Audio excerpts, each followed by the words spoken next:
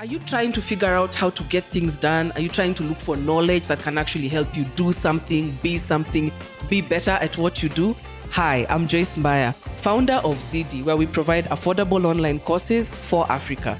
This is the place for you, the ZD podcast, where we have inspiring conversations with amazing people. And the ultimate goal is to help you know more so you can do more.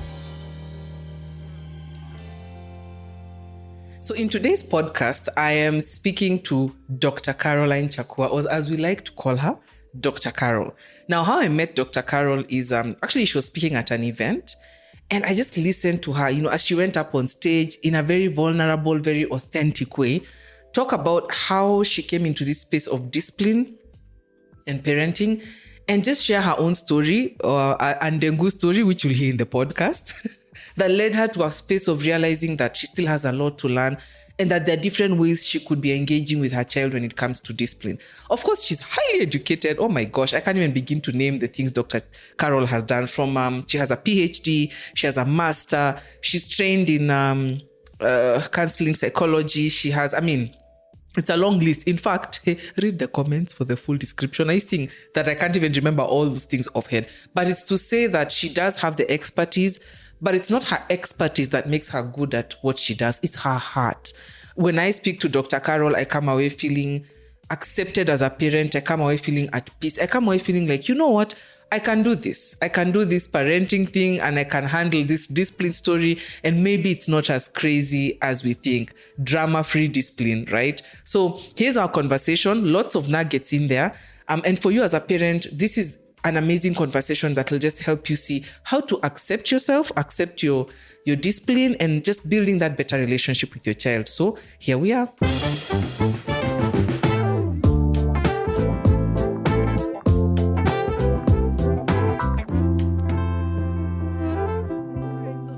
Chakua. Back up. She's Dr. Carol. I'm so used to calling her Dr. Chakua. See my problems. I'll just continue, yeah. So hi, Dr. Carol. Hi, Joyce. This is exciting. It's a conversation that's been coming for a while. I know. I'm really excited to be here. Thanks for having me. And every time I meet you, which is what was happening in my office, because I'm a mom with a 3-year-old and an 8-month-old, I launch into a patient session. I know. And I try to be disciplined. I do that to people. Just like when I have a friend who works in the bank, and I'm always like, my ATM is not working every time I meet or people work at Safaricom, right? Yes, exactly. So it's a default of what you do. Yeah. I'm really glad. I'm just like itching. I was like, wow, we're having this conversation. Thank you, James. It's truly an honor. And I think, just like I was saying, what you're doing is something so impactful, and it's because I'm in that same space as well. We need this help. We need, we're lost. I'm lost. And I was just telling you, I'm struggling, in terms of knowing what should I be doing to discipline my child. Yeah. So just to tell you, like, what you're doing is amazing. Thank you, Joyce. It's like, I think God sent you into my life actually also at the right time, just having someone like you there and knowing that I'm not on my own. Yeah. But I'd like us to start with your story. Because when I meet someone like you, the question is, were you a child saying, when I grow up, I want to be a parenting coach?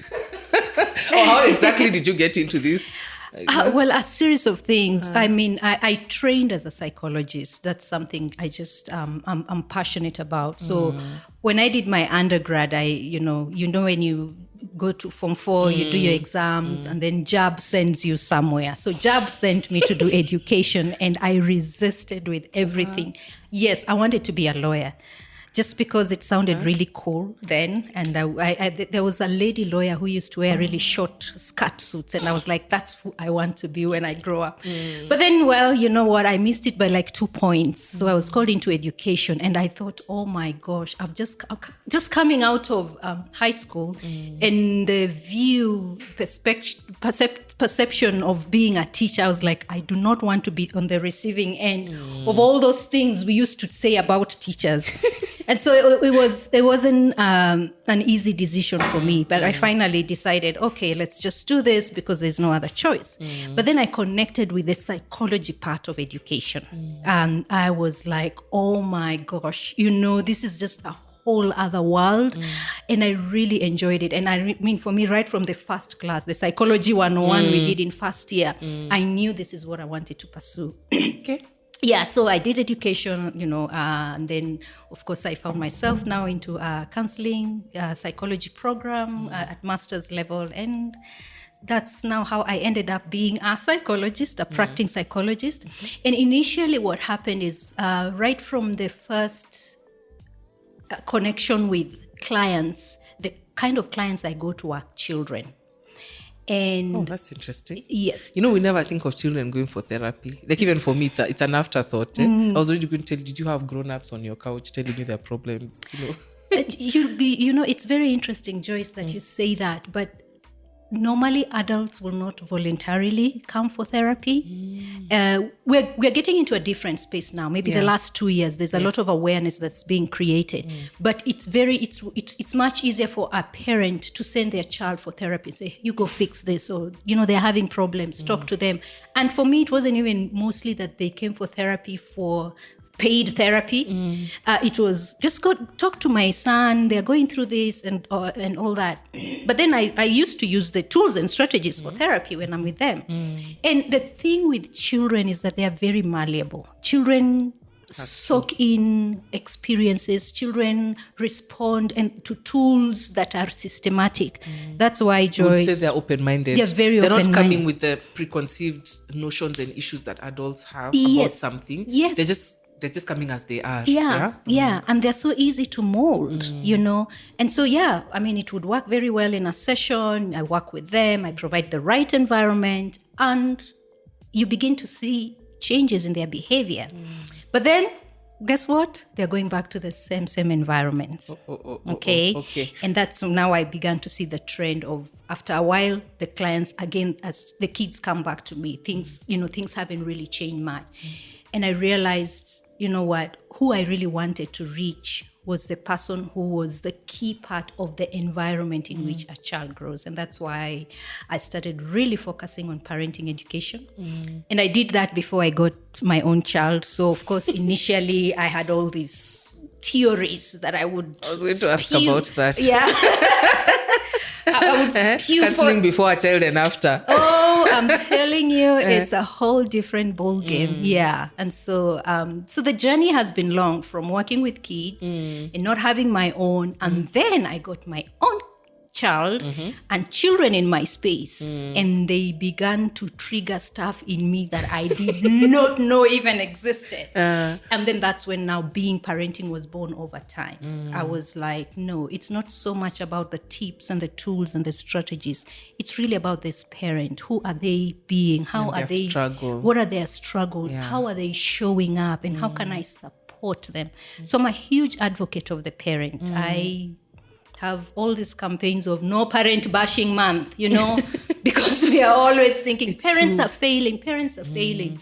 So that's how I got to where I am now. I love supporting parents. And what I do really is to help parents. It's very simple. I'm committed to helping parents have better relationships with their children, period.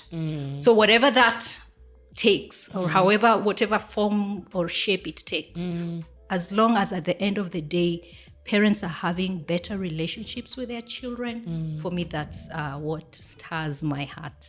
And when you talked about how your child has impacted your work, right? Yes. I think that's very important. Yes. And most of us are like that. Even for me, there's the formal part of your work, and then there's life happening. Like on my side as a trainer, right? I teach people a lot of things about, for example, personal development. And then when I'm struggling myself, it's like the rubber meets. It's like, wow, this is so easy when you're teaching others. Look, wait until you're really tested on the things you're trying to teach people, and you have to apply. So, and then I remember when I met you, that's what connected me to you. There's a story you told about how, for you with your son, you were having a moment. I think it was a Ndengu story. See, I even remember. And it's because that's that really, there's so many, you have the expertise, but that touched my spirit. I felt like I wasn't alone. And I felt like it was so vulnerable of you to share that. So could you talk about that a bit? Because that's powerful. The fact that, yes, you have the training and you've done this, but how your own child, it's like you are tested first on the very things that you're trying to teach parents right now. And you yourself have been your own, can I say your own training ground or something? How do I put it? Yeah, maybe talk about that a bit. I talk about that because really that was such a defining moment for me. My son was 4. I was away for a whole week, feeling guilty because of being a working mother. I've had to leave my child with someone else the entire week, and then I was also going through a lot of other personal issues. I was actually going through a separation at that point. And I just really was feeling very guilty also because there's so much information now about children growing up in what we call broken or dysfunctional homes and the effects. And so all that was just roiling in my heart. So I come home and I really want to sort of make up for the guilt that I was feeling. At that point, you see, now I'm talking in retrospect. I didn't even know those were the things. You don't even know all this. Yeah, I don't even know all this. So I have this perfect evening planned out for my son and I know exactly how it's going to play out. So I had a script. This sounds so familiar. Telling me. Yes, so I know how it will end because he's my child anyway, and he's going to toe the line. So anyway, I come home and I prepare his favorite meal.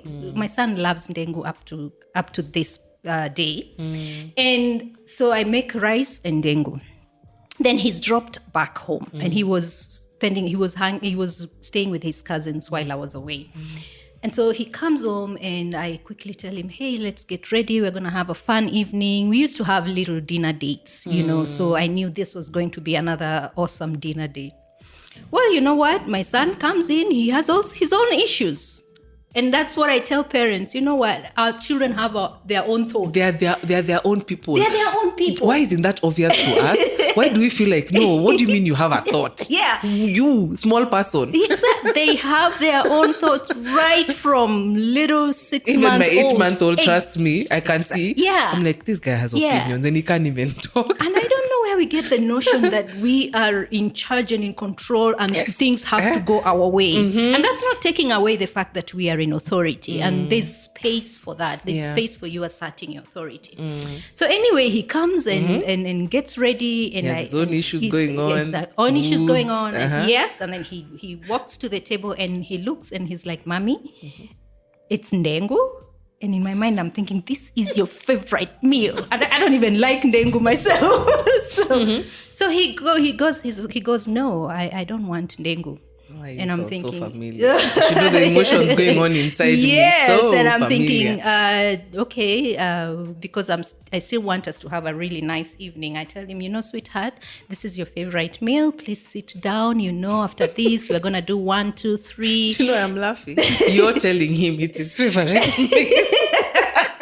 I mean, do you see? Yes. I'm even having a moment where I'm like, I see myself in that. Right. Like, I'm telling you, this is your favorite food. Like, who should be, Yeah. Okay. Yeah, and so it should end a certain way. Yes. So, and he just keeps shaking his head. Like I said, he has his own thoughts. He has his own issues going on at that time. I'm not eating this ndengu. Exactly. Wow. And so we go back and forth, and I'm cajoling and pleading and negotiating and doing all those things that they say, you textbook approach. I was using the textbook approach. In fact, that one of connecting, when you look at them in the eye. In fact, make eye contact. Make eye contact and they will respond to you. And he wasn't having none of that. So, children don't care about those things. So finally, and they do in a different environment. And that's the thing, Joyce. These strategies and these tips and these tools are good and they work. We just really have to be more conscious of in what environment how we are applying them. And that's what I'm really passionate about, to help parents be more conscious of that.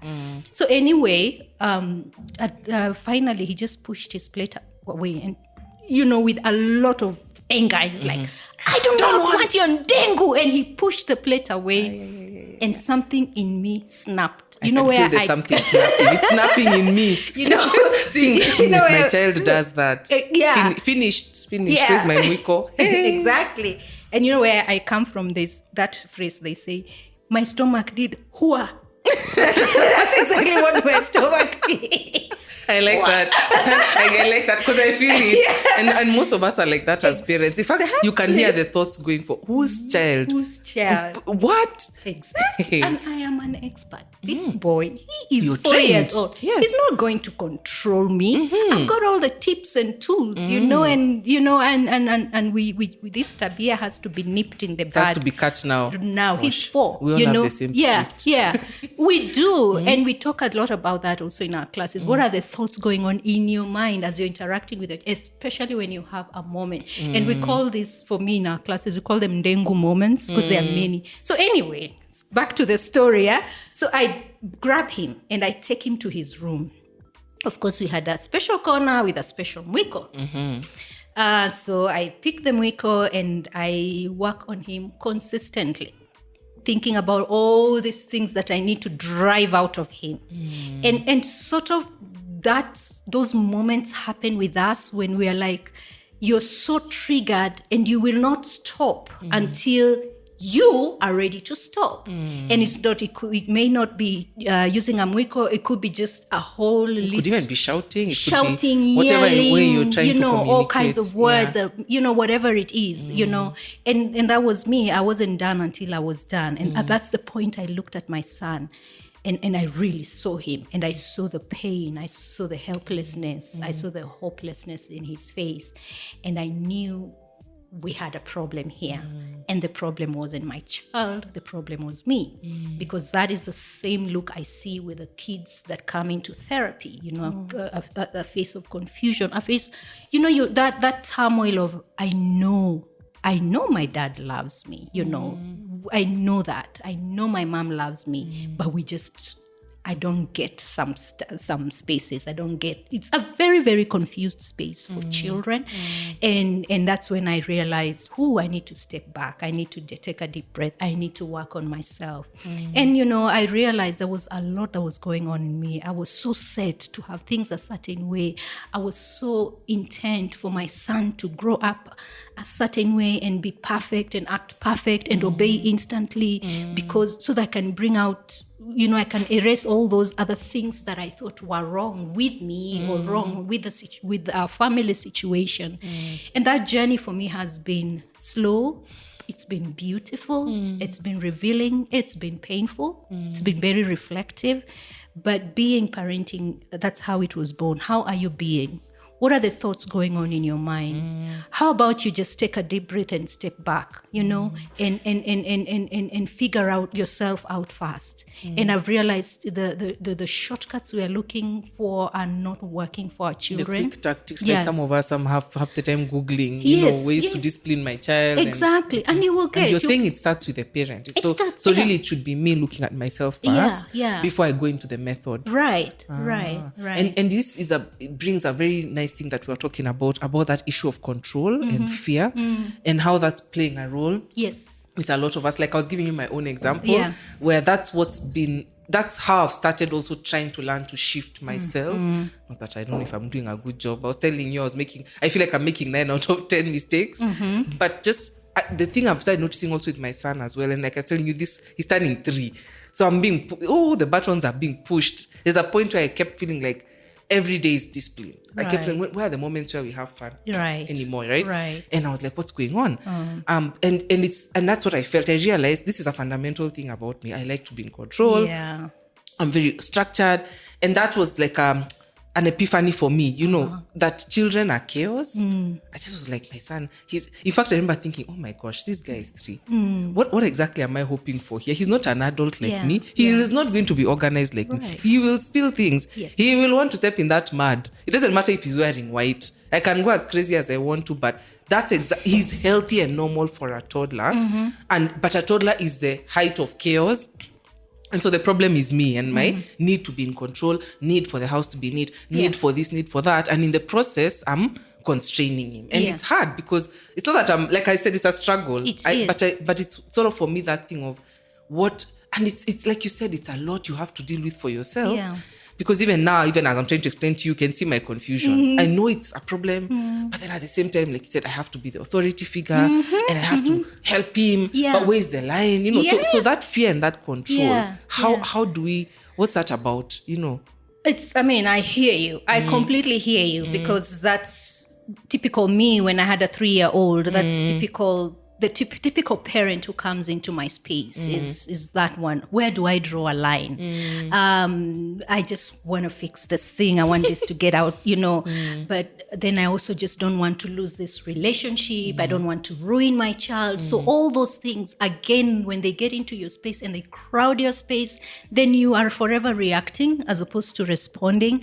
So again, it is a long process. Even when I say work on yourself, sometimes a parent will be like, I don't have issues, so, It's not me. It's not me, I was raised very well. And I'm like, well, it's not really about issues. It's about learning how to be self-aware in the moment or moment by moment. Even personality. Personality. Like you're saying now you are... more of a control, and that's a really good place of self-awareness, knowing I want things to be in control as opposed to, my child being a toddler and he is a certain way. And I try again to be very careful about the words that I use. When you say kids are chaotic, it just brings a whole other perception. So it sounds negative. Yeah, it does. I didn't mean it that way, but I see what you're saying. Maybe what's another word we could use? Well, I don't know. I don't know that there's a perfect word. I think depending on where we are coming from, it's just important for us to be able to learn how to also just use the right words. Strong-willed, stubborn, fiery, things like that. And again, this is where Google comes in. I like strong-willed. Yeah. That's that. You've said strong-willed. I have You've seen connected my with child. That. Strong-willed is a good one. Because it has to have his way. Yes. But it's there's a reason. I like that. I like strong-willed. I like that. Yeah. So I see what you're saying. So it's a step by step. Sometimes when you talk to parents, they're like, oh my gosh, I've been doing everything wrong. Okay, now I've ruined everything. And I always tell them, no. Even as you're saying that 9 out of 10 times you're making mistakes, really that 1 out of 10 is very important. But if you're able to step back and just really look at things from a bigger perspective, you realize that there is way more that you do in your parents that you need actually to pat yourself. But why do we feel that way though then? Because that's important. So and it's funny because I'm listening to you and I see what you're saying, but the application is so hard, right? It is. I think there's too much information out there about how we are ruining children. There's too much pressure out there about how other people are raising their children, and they seem to be really hacking it. And so the problem is that we have an ideal, and unfortunately nobody comes from a cookie cut, space, there's no template. So a lot of the times we're hard on ourselves is because we think there is an ideal, and for as long as you're looking at that ideal, and most of the ideal right now, you see it on social media, of how this parents have a routine for their children, and they have all these activities for their children, and you're like, oh my gosh, I can't even get my child out of bed in the morning, and here we are, people just working like clockwork, So I think releasing the ideal for yourself and for your child Acceptance. Also. Accepting yourself for where you're at, and also accepting your children for where they are at is very, very important. And parents also get frustrated. They're like, if I go this way, then I'll spoil them. Then I was about to say that. Okay, ask the question. Yes, and I was going to say that's exactly the struggle. Yes. That, okay, I'm accepting you for who you are, but you're going to be a naughty child if I'm not disciplining you, and so that's what you're saying. That's the line that's hard to draw, right? And who says we should draw a line? Who says we should draw a line? Erase the line in the first place. There's no line. That's why for me, let's go back to relationship. If you are focusing on your relationship and building a good relationship with your child, if you allow yourself to release the immediate results, and I think where we met, I was talking about the 2 types of parents, the carpenter and the farmer. Most of us are carpenter parents. We want to fix. We want a result right away. Done. Yes. Those are the kind of parents who bring their kids to me for therapy. They're like, I just want this behavior to go away, because I've got other things to do. And I'm thinking, this is a life we are dealing with. And I allude to that even in the course. You're not fixing a piece of furniture. You are raising a human being. So release yourself from the quick fix From the mentality, immediate, and focus on building a relationship with your child. Our children connect to us when they feel safe, when they feel they respond to us better when they feel connected to us, when they feel like you're actually taking time to build a relationship with them. And you know what it takes to build a relationship? It takes for you to time. It's time. It takes for you to look at yourself and ask yourself, what am I bringing into this relationship? What am I planting? Whatever harvest you want. What kind of seed do you want? What kind of environment do you want to put in there? And that's how a farmer approaches their space. I like that. You know? It's not quick, definitely. It's By not the a time you quick plant, fix. and you don't harvest Yeah. anytime soon. Yeah. And I do lose some parents because of that. Because they wanted the quick fix, and you say it's not. It doesn't work like that. It doesn't work like that. If you want a quick fix, Joyce, you will get it. Because you're the person in authority. You have the louder voice. You're the one who is paying the bills. If you want a quick fix, you will get a quick fix. You will get a change in the behavior, but the question is at what cost? Especially when it comes to the relationship. In my mind there. At what cost? Okay? At what costs? When your child is 25 or 30, you want them to come and knock on your door and there's warmth. You know, there's warmth, there's hugs, there's laughter, there's all that.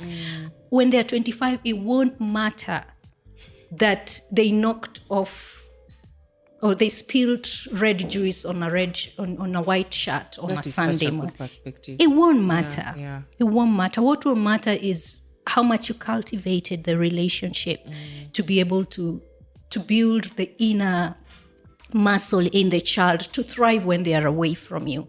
Because again, the quick fix mentality, the child becomes so dependent on you to give them direction. So they will always be dependent on you for direction. They won't have that inner muscle. What happens when you're not around? That's a good question. Yeah. In fact, when I'm listening to you, I'm feeling like it's the teaching versus discipline thing, because that's also what is going on inside me. Yeah. You're sort of getting me into a space where I'm also asking myself, wow, when am I disciplining, when am I teaching? Because I've noticed that also with my son, right? So in fact, what you've said has just set off a light bulb in my mind. When I use the mwiko, the results come. He's scared, he will do it. Yeah. But has he understood why?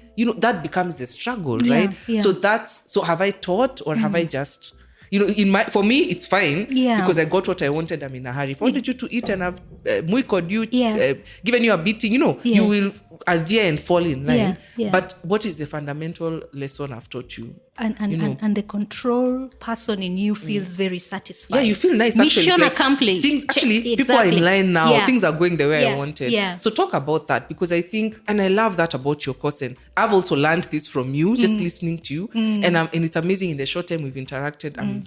I'm so grateful for that impact, and I feel like it can help a lot of people. Yeah. There was something that I really loved when I first heard you, and it's like I said, the fundamental lesson I learned from you about knowing the difference between teaching, like I said, this where you balance between discipline and the fact that, look, there's no shortcut. You have to teach your child. So how does that work? What would you say to parents about that? So creating the balance between being the person in authority and still providing love and compassion and all that. Or like I said, the quick fix for I'm beating you to change this behavior, but am I teaching you what the right behavior is? And I think it's in again looking. This word discipline has really been misused. In fact, if it was up to me, I would not use the word discipline. It's just that people connect with it. So we still have to use it. Word, but it's really, really been misused. Because when you really think about discipline from a larger perspective, you realize discipline is equal to training. Discipline is equal to creating the right atmosphere for people to learn. Discipline is about cultivating. It's not a quick fix. So here we go. Teaching is part of discipline. For me, when I'm saying discipline, for me, discipline is the beat. You're right. Discipline has a bad rap. Because for me, discipline is not teaching.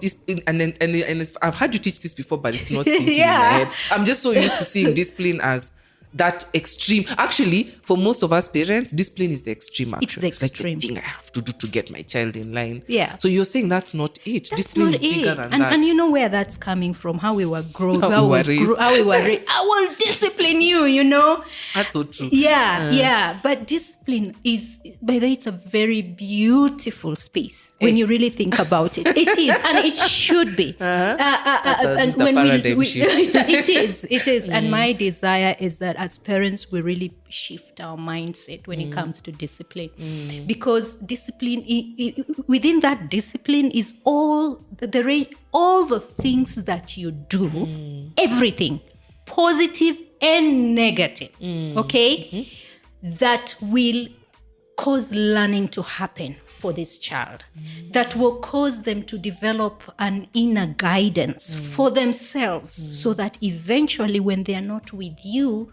they survive and they thrive. Okay, that to me is what discipline is. So let me change your mind completely. Wow. When you're sitting down and hanging out with your 10-year-old or your 10-month-old or your 2-month-old, you've decided you're going to spend connection time with them. Play with them. That's part of discipline. Okay. It is never would have thought of it that way. Those experiences that you put into a child's space so that they learn. Okay. So you can't just say, and there's that myth that discipline must be full of drama, for it to be effective. Okay, because sometimes our children don't even need to be reminded; they just need to be encouraged. You see a behavior, you encourage it. Okay, you see one that you don't like, you look for moments of encouraging that behavior in other spaces. But no, we want to fix, we want to discipline, so again, changing our mindset about discipline is very important, because now it again boils down to the relationship. Okay, so it's all those experiences, Joyce, negative and positive. That's a big one, and I feel like it's going to click with a lot of people. Yes. And because we even have all that negative energy around it, right? Yeah. Okay. So what are some of the biggest mistakes? I know we've touched on them, but I want to consolidate our discussion. And if you could just name, of course, you've really been there, you've seen it. What would you say are your top 3, right? Like the biggest mistakes that parents are making. And this, we're not castigating. I've heard what you've said. Yes. We're not, but I want this to come from a space of learning, even for myself. Maybe we'll use a different word from mistakes. You see, you're already teaching. I'm already like, use better words. But what are the 3 things that sort of like parents need to shift or realize about discipline? Some things we need to do better, right? Or you've just seen it's like so many consistently over and over happening, and you'd want to just say, okay, these ones I've seen them, it's like a pattern you've noticed, and so you'd want to help parents sort of start to shift that. I think one, for me, the biggest one, which we've already talked about, is just changing our view of discipline from it's this really negative, drama-filled space to take a deep breath. In fact, now it's become such an easy space for me. When I see a behavior in my child, in my son, the first thing I ask myself is, the first thing that goes in my mind is, oh, okay, so that's some training that we need to do there. I don't get into a space of, oh my gosh, where is this coming from? Okay, I'm like, and so having a bigger perspective of, we don't have to fix this right away. It doesn't have to be full of drama. If something slips at this time, it's not a catastrophe. You can work on it. I can work on it. I'm having so many epiphanies. That's why I'm laughing. So I take a deep breath and say, I have time to work on it. Granted, there are some behaviors that need to be taken care of immediately. And that one, I leave it to the discretion of the parent. For example, if something is a risky behavior, something that will risk their lives or something like that, that one you come in and you do what you need to do with the authority. But you don't end there. You still go back and ask yourself, how did we get here? So one of the things is just changing our mindset about discipline, looking at it as a long-term thing. Number 2, I think... Before you move on, and because as you can see the giggles and the smells happening, I want to tell you why, or even just make this very real by saying what's going on in my mind. Right. When you talked about that, this picture, there's one particular thing that drives me crazy about my 3-year-old, spitting. I don't understand. Let me tell you, I don't understand why this child likes to spit. And I'm going to be very vulnerable because I know I'm not the only one. And we don't like sharing these things because you don't like to think our children are perfect. And my son is so neat. In fact, I think the reason it gets to me is because it's such an icky, oh my gosh, that child spits, Dr. Carol. And I'm like, what is this animal behavior? I feel like I've failed. So, it's such a... So when you said that... And you gave an example of being in danger, but let's be real. A lot of times, that is not necessarily dangerous, but it's still a very high, I don't call it high trigger or high stress behavior from my child. Yeah. So for example, in that case, when you say, so now when you were speaking, why I was laughing is because in my mind, I was telling myself, the spitting, I have to accept it will take time. and then you said, what needs to be trained here? I was like, what needs to be trained in my child to get that spitting to stop? I mean, I'm really assimilating what you're saying. Yeah. But in a practical way, why I'm giving this example is, I know for most of us, that is such an intense trigger, right? Yes. It's a very extreme, not extreme, maybe it's not even extreme, but it's just a very disturbing behavior. Yeah. And so that could elicit probably a very intense reaction from me. Exactly. And maybe it shouldn't. Maybe I'm just listening to you going, imagine, is it the end of the world? Exactly. But I don't know why he's spitting. I've been telling him for months. Anyway, so and what do would you say tell about him? that? What do you tell him?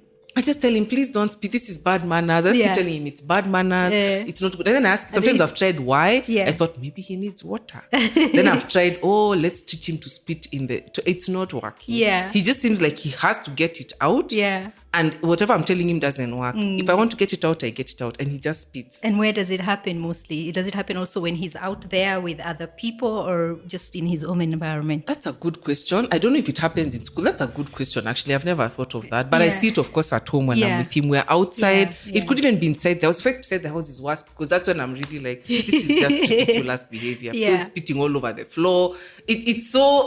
it's icky. I know, it's disgusting. I'm like, what is this caveman behavior? I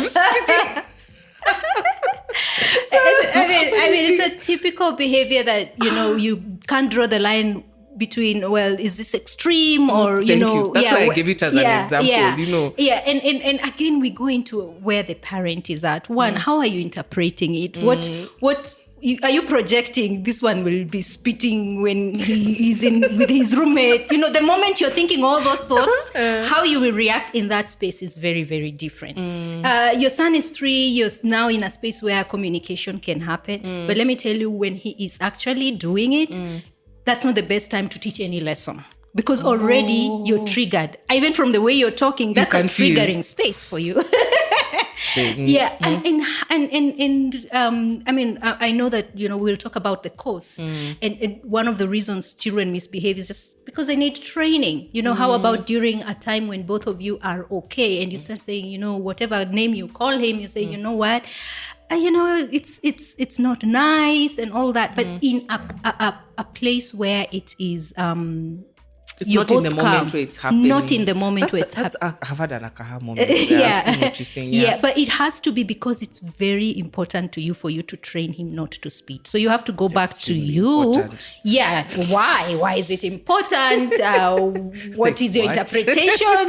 And I respect whatever it is, the answer that you have, because I tell parents, if it's important to you, you will take the time to train. Sometimes we just don't want to be embarrassed, so we want to finish these behaviors quickly. Exactly. I will tell you for sure, like I will tell you, knowing how children behave, when he's 5, he'll not be spitting. How about that for perspective? Okay, so age also, being cognizant of your child's age, and some things are just, they're not developed. No, they just, he just doesn't know. Kids just come up with stuff. Sometimes there are those who just bite, but it fizzles out. Not that you let them bite everyone, but I think for us, I like to use breathe in, breathe out moment. The breathe in, breathe out moment should come when you realize this is not going to go on forever. This is age appropriate. Then once you do that, then you can be more sober about what it is you want to stop that behavior. So I'm not in any way telling parents, just let things go now. The issue will fizzle out and all. But looking at it from a bigger perspective, this is age appropriate. Is it very important to me? If it is, then we need to figure out the best time to train for this behavior. Okay. Got Yeah. it. Okay. Yeah. So that was the first mistake, the understanding Oh of my discipline. gosh. What was the other one? Sorry, I took you off a bit, but I was No, having I my think moment. this is important. And for me, what I'm passionate about is using practical scenarios. Because again, we can be very big on, be theoretical and all that. So when you bring these things up, it really makes a difference. I think another major area of improvement, Area of improvement. Yeah. when it comes to discipline is when we discipline when we are not in the right frame of mind. Oh, yeah, that's a big one. Okay, when you're really, really triggered, when you just got a report from school that your child has bullied or lied or has been lying for a while, or they even took something from someone, things that really, really trigger our ego. What does it mean to be triggered? Actually, I've just realized we're using the word trigger. Yeah. Maybe some people don't understand. Okay, a lot of people do, but maybe they don't understand. What does it mean to be triggered? While we're on the topic, yeah? Yeah. Triggering means responding to something in a reactive way. Like when you're triggered, your emotions are really high. Okay? So it means it's provoked something deeper inside you. Yes. Okay. And most of the time we don't even know that we've been triggered.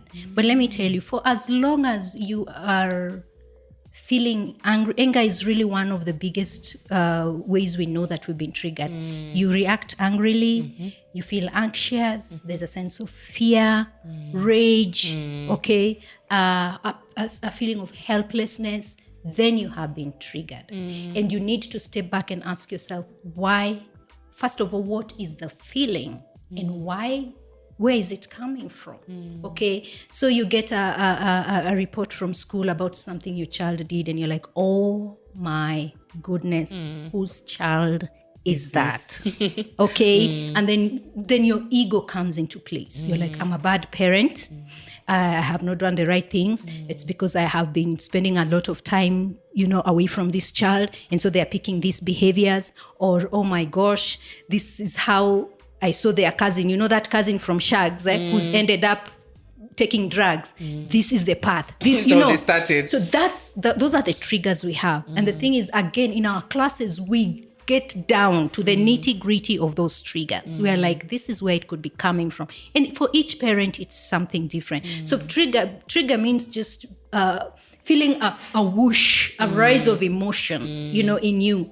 And then you feel like you must do something about it at that point. And most of the time, when you feel like you must do something about it, it's really for you. It's not about the child. It's not about learning.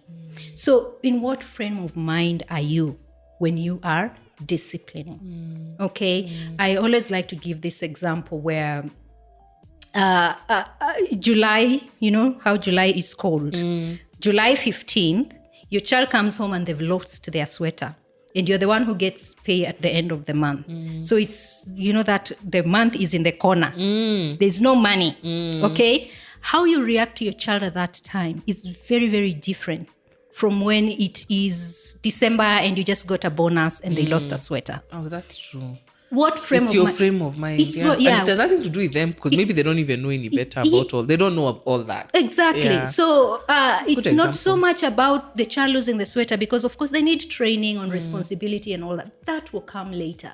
But how you react at that time, when your reaction is very extreme, your child doesn't focus on the lesson. They focus on the reaction. They focus on this big... How they are feeling. How they are It's not feeling. nice and then even you, they're like, this person who is just yelling at me, that's all they see. It's not, oh, I lost a sweat. And at that point, all you're saying is, oh, there's no money. Oh, you go So on. you're planting other things It without does knowing. not make a difference for the lesson at that time. So it's important to ask yourself, is this What's the really frame the of mind? time, to discipline? Okay, good. And then Another one? the third one, which we're going to stop at that because I have like 40 of them. I'm sure. I can see where we are going. I was like, part two. That should be the next course. Exactly. Areas of improvement. I can see it. Yeah. I think when we feel the pressure of, we're coming from a place of there's an ideal. And there are two types of ideal, the ideal parent and the ideal child. Okay? So you want to discipline your child into the ideal. Or you want to make yourself into the ideal parent so that you can go and post on Facebook and say, my child did this and this is what I did. You know what a tough parent I am, you know, because we have an ideal. And we've seen other people handling their children and we're like, I wish I had that kind of confidence. I wish I had that kind of, I could get my kids to do that. And, you know, we don't know where they're coming from. We don't know how much they've worked on themselves. We don't know if sometimes it's just also coming from a place of baggage and they're like, my child has to go a certain way. And their child is responding to that. I mean, there could be like a gazillion reasons for why that parent is doing what they are doing. We respect them and we release them. But really, it's important for you to look at yourself and what kind of person I am. You know, the kind of self-awareness you have of, I know that I like things a certain way. And so I get triggered. I'll use that a lot so that people really get, understand. I get triggered when I see chaos. Chaos trigger me because I'm an orderly person. Okay, so there's a way that will trigger me more than it will trigger another parent who really does not go. Does not really care. They're easy, and that's who they are. Okay, and so there's a lot more relaxed atmosphere when it comes to chaos for them.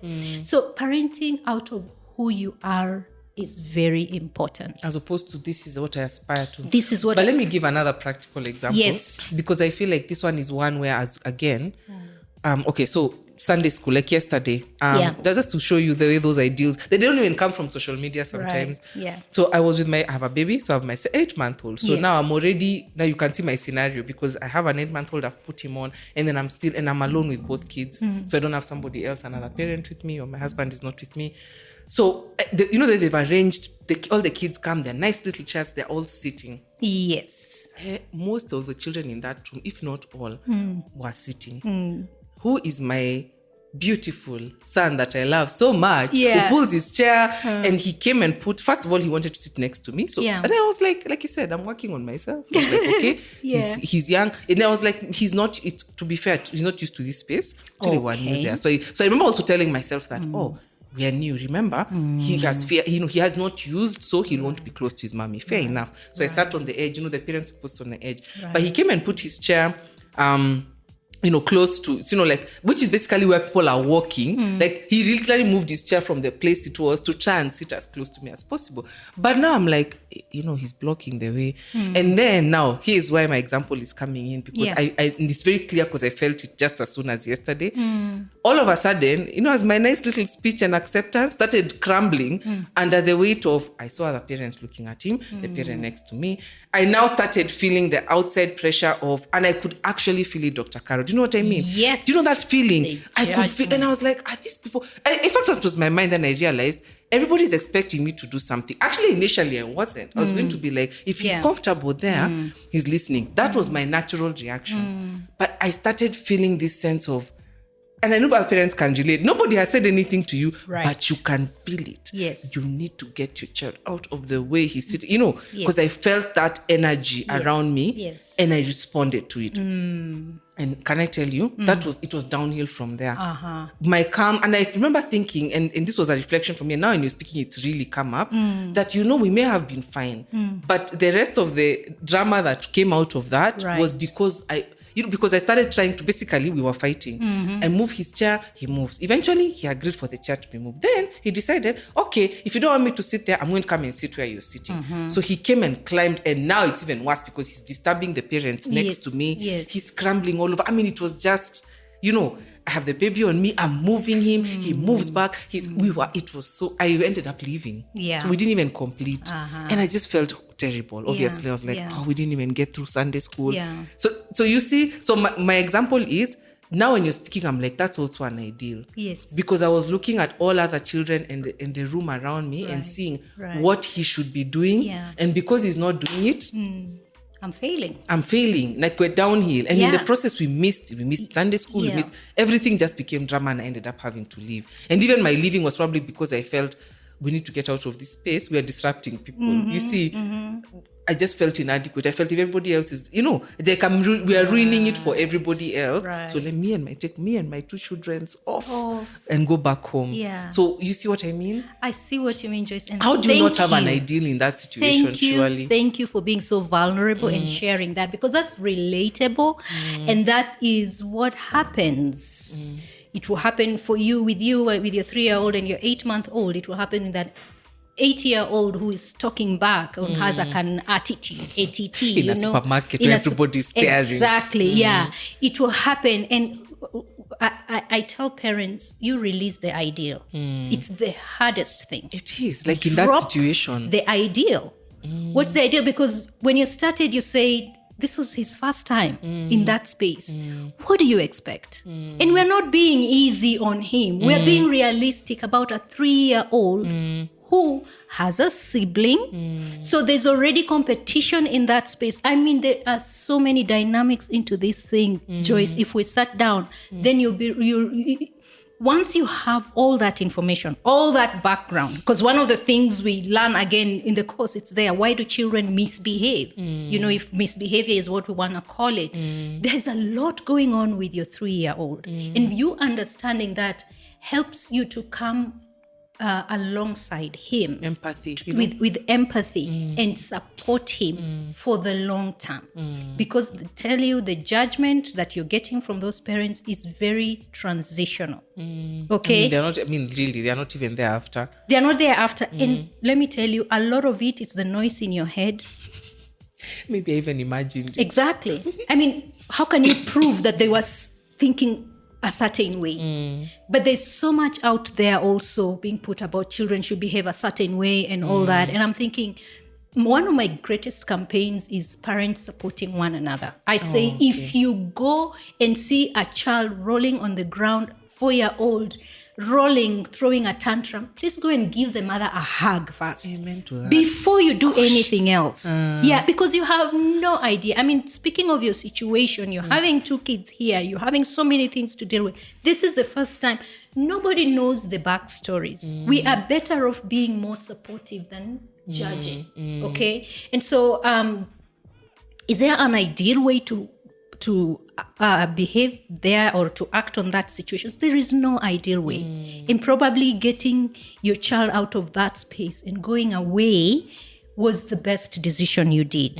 And then sit back and ask yourself, it's not even, is the child ready for this? Am I ready for this? Am I ready to train them to be with other people? What does it take for me to train them?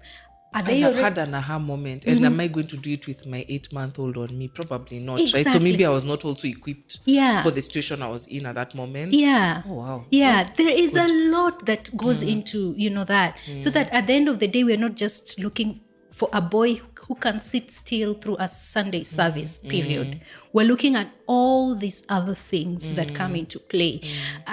He has a new sibling that could take us into another podcast. That's also exactly. Things. Exactly. And not to make you feel guilty, but he is reacting naturally. I like that himself. He's just being himself. And I think we'll come back here and just talk about sibling rivalry and where it comes from and all that. But are you getting how it really is about us? Am I ready? I like that. Is this Sunday school a matter of life and death right now for him to be able to attend? In another 2 years, when he's gone to school, he learned to transition into other things. And, as long as you are being conscious about training him, if it's important to you, and I always tell parents, only train if it's important to you. Okay? And if you think that's a skill that requires training and they need it like as a life skill. I like that. Yeah. And I like the way you've put in the context of actually, really, he has the rest of his life, God willing, to be going for Sunday school. That one moment, it's not the end of the world. It's not the end of the world. So I shouldn't even feel guilty for leaving. I like that. Because it never occurred to me not to feel bad about leaving. I felt already like, now, why did I? We should have been here. It's like and you're so right now that I'm thinking about, I'm like, what would this 3-year-old have picked from this Sunday school? It's actually half the time going over his head. He just likes the songs. So it's, thank you for that. And I hope other parents also can relate to that. And I'm getting now the theme. I'm starting to feel it, what you're saying. It's us. Yeah. It's always turning the mirror back to ourselves. Exactly. It's me. What space am I in? What is this the right time? It's never them, because it's where we are coming from. Where are you coming from? And that's been a big takeaway for me. Yeah. So to recap, the first one we said was the understanding about the word discipline. Discipline, yes. Right? Yeah. The second one was? In what frame of mind are you? What frame of mind are you in? I like that one. Like, we've talked about many things. And that's why I'm recapping. What frame of mind are you in? And then the third one is ideal parent, ideal child. Yeah, and that's a big one. Just drop all that. And begin to, now that's one of the things I say in our classes is when you accept your child for who they are, you're not allowing them to just be free and go free reign and do whatever they want. You're just accepting that they're a certain kind of way. Then what happens is you begin to accept yourself for the kind of parent you need to be for them. Wow. I'm even feeling, that my emotions have shifted even as we've been talking. And I'm like, this is how your sessions are. This is amazing. Yeah. But because of time, maybe let's talk a little bit about the online course. I'm really excited because for everybody listening, I mean, we are being constrained here. If we were let off, we could be here for hours just talking about this. Right. But that's why the online course is there. Yes. Because you go in a structured way through all this. Yes. So could you talk about that? Talk about why you chose. I'm honored. I always say with ZD, for me, it's just an honor to have someone like you because this is the kind of impact we want. And I'm so excited that, for starting with myself, I was actually telling Dr. Carol, for the people listening, how even as we're reviewing the course, as we're putting up the course, because I'm in the same space as you can hear, I was in class just listening and I picked so much learning from that. And I'm looking forward to people experiencing it as well. Yes. So talk about why just through the online course. Who is this course for, right? Is it for all parents? Are you covering a particular age group of, of children? Just talk a little bit about that. Well, the course is really to help you to discipline from a conscious, a conscious space and to discipline with more self-awareness. And like I said, one of the things I really want is to help parents develop a better relationship, create an environment where they have a better, healthier relationships with their children. So I know that out there, when you type effective discipline, Joyce, you will get 180 million, literally. Yes. 180 million results in less than a second. Okay? And so the tips are there, the strategies are there, the tools are there. But the person who is using the tips, the strategies and the tools, where are you at? Where are you at? Again, in what frame of mind are you? Because all those things that you see out there in Google or whatever people have out there, even in parenting classes, they've been tried and tested, Joyce. And they work because they've been tried and tested. So I'm not trashing any of that. I'm just saying, how are you showing up as you're using those tips and strategies? And so this is just the first of the many courses that we will have. And this one is just to begin to help you be more reflective, more self-reflective about discipline. So I don't have tips in terms of take them to the corner and get them to face the wall. Time out 101. How to do a proper time out 101. Because let me tell you, again, you go to Google, you have 100 reasons why timeout doesn't work and 100 reasons why timeout works. You go to spanking, 100 reasons why spanking works and 100 reasons why spanking doesn't work. So I'm not getting into that, the tools, the strategies and all that. I'm getting into a place of you to begin to be more conscious about the environment you're creating. Because when you create the right environment, then the tools, yes, they come after that. Yeah, they come after that. And so this course really is about asking deep questions, asking reflective questions. What do you understand about discipline? What have you believed about discipline? Are you carrying baggage from where you come from? From how you are disciplined. Exactly. And it actually incorporates a lot of the things that we have talked about even in this podcast about, discipline has to be, full of drama for it to be effective. Then we talk about why children misbehave. And for me, that's a big one. That's the core, okay? behavior is the tip of the iceberg. And misbehavior, when a child misbehaves, they're communicating something. There's something they're trying to tell you. Yes. And you don't need to be a therapist to crack it. Okay. You just need to be able to be able to connect with your child better, to just be aware that this is where this is coming from. And so the reasons why children misbehave, we really go deep into that in the course. And then because behavior is a communication of a need, then I talk to you about what are their needs, what these needs are, and then how to meet those needs. Okay, so it ends up being and this is what happens every time I interact with parents on a long-term basis. They're like, yeah, now you're making me look at myself again. I just want this behavior to be fixed, but it's also a good thing. I think I can transfer this into my other relationships. And that's what happens. It does. It's not just about the parenting relationship. And so what I'm doing in this course is really just inviting you to have a more self-reflective view of what discipline is, and in the bigger picture then help you create a better relationship with your child, so that now from there they can thrive. And because you're not tackling tactics, for me that's saying it's for any parent, because it doesn't matter how old your child is. Yes. Okay. Yeah, it's for any parent. Usually we say between 2 to 18 years, because at age 2 is when now you're beginning to but you know what I have found is that these tips and strategies work even for parents with older children, because you see they're still in our space, and the brain doesn't stop developing until, actually it's continuous throughout life, but full development, where we say we can really work with someone and say we have influenced them at 25. Okay. So what ages, really, as long as you want to grow as a parent, that's it. In fact, that's it. As long as you want to grow as a parent, then this course is for you. Wow. Yes. I don't think I have anything more to say. Like I said, we've had a good conversation. I got free therapy from Dr. Carol. I'm going to send an invoice after this. This is why this podcast things help us. So I'm really looking forward to seeing also where we go on this journey with more online courses for you. Yeah. People can check out the link. We'll post the link to the course so that they can actually access it. And we also look forward to feedback, comments, right, Dr. Carol? Yes, as they're listening to me and my spitting problems. If you have a spitting problem, leave a comment. Yeah, and if you have a dengue moment, you can describe I like that it word. there. Let's talk about dengue moments. Let's talk about those real moments. Let's talk being very academic and tips and tools oriented. Let's be real. Let's be real and help each other. Yeah, because it's from those real moments, those relatable moments that we draw our biggest lessons from. All right. Yes. Cool. Thanks, Dr. Carol. Thank you, Joyce, for having me. This week's episode has come to an end, but the fun doesn't have to stop here. If you have any questions, suggestions, or feedback, head over right now to Twitter and Facebook and like and share, comment, get involved. Let us know what you think, what you want to learn next, and join us next time.